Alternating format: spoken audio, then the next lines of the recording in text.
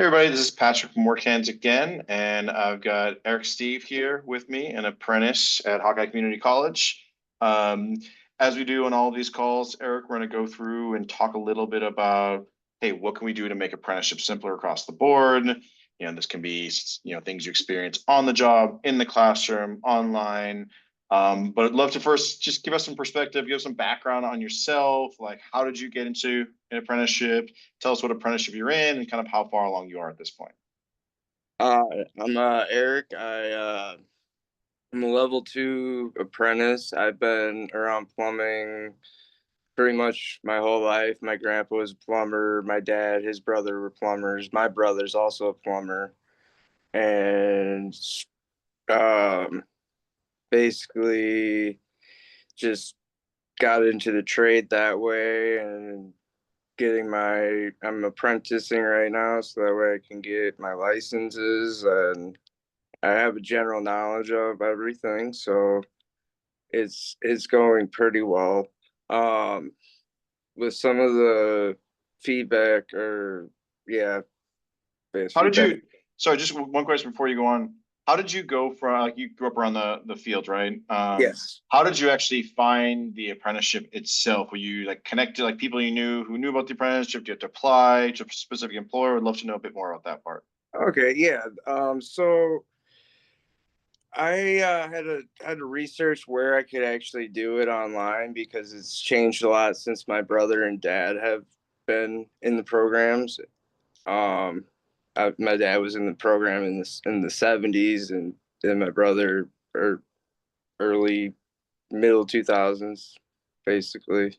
Um, so I basically just kind of looked around for schools that were close to me, whatever which ones seemed the best, and Hawkeye Community had the best reviews and um, seemed to have what I was looking for the courses. Um, there aren't any labs though around here, and I don't get to actually meet my professor because I live out of range. So I do everything online, Sure.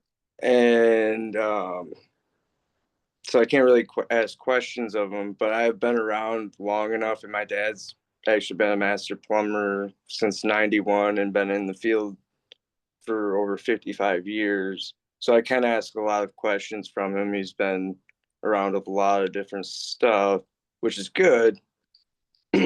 But like as in like getting certified and everything, I don't have to do the actual lab work. Yep. So it's a little difficult. Um, but Cool. I mean I already get a general understanding of it because I've been just doing it forever. Yeah, you got a leg up getting into the trades. That's awesome. And you kind of, I think, waded into a little bit of like the one question, right? So all right, one question, like if there's anything you do to make apprenticeship simpler, it sounds like you're talking a lot about doing things online. Like, tell me more about that. Like, what has that been like? Is that the one thing, or do you think there are other things that could be simpler about the apprenticeship program? Having like labs closer would definitely be probably about the most crucial thing I could think of. Um, with work hands and clocking hours, it's kind of difficult to get to all the different things because like I'm just a service plumber basically. We Yep. do mainly service work, so like industrial stuff we don't get into and as much. I mean, we still do it. We cover all phases of plumbing, but more service work and water service installations and that type of stuff, you know. Um, yeah, so with work hands, maybe like the clocking of hours being more specific, or like doing I mean it is like you said federal guideline, so it's not really on you guys or even Hawkeye. But making it a little simpler would be kind of just like a checks and balance system. Like, this is what I did today. This is how many hours I was on this job, and this job, and this job, and so on. Could be beneficial, I think. Yeah.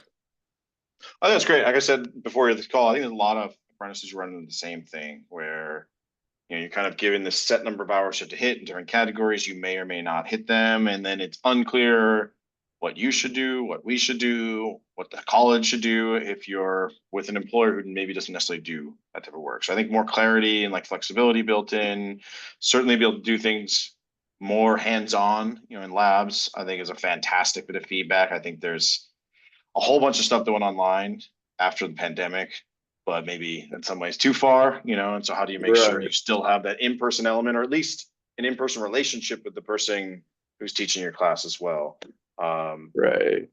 But yeah, I think Eric, Because fantastic too. So I don't want to cut you off. Keep going. oh no, you're fine. I was just saying because like not every apprentice has like what I have, where I have a master plumber that's been a master plumber as long as I've been alive, actually. So, Yeah, yeah. so yeah, So yeah, you've got like a built-in mentor. I'm sure you have the mentor on yeah, the job. You got a built-in mentor. You got your brother. That's fantastic.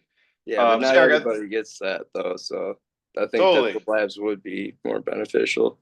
better lab, better contact with the instructor, and sort of more clarity and flexibility and like what you need to track and how it fits in the system. I think are like perfect bits of feedback for the apprenticeship system at large, and things can be made simpler. So, Eric, well done. Really appreciate you coming on. Yeah. I'll thank you and we'll let you go. All right. Thank you. All right.